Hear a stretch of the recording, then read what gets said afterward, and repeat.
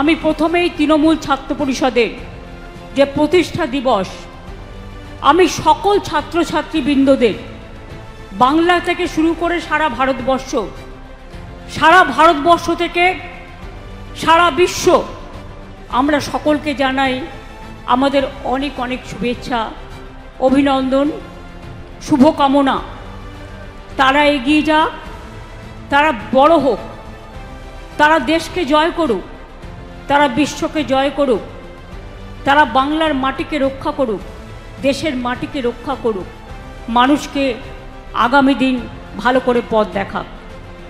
এই দিনটা আমার আজকের নয়, আমার হাতে খড়ি কিন্তু ছাত্র পরিষদ করে, এবং আমি যোগমায়া দেবী কলেজের ছাত্র পরিষদের ফাউন্ডার প্রেসিডেন্ট ছিলাম, ইউনিটের ছাত্র পরিষদ তৈরি করেছিলাম, এবং তারপরে 3 বার কলেজ ইলেকশনে আমি আনকন্টেস্টেড জয়ী হয়েছিলাম।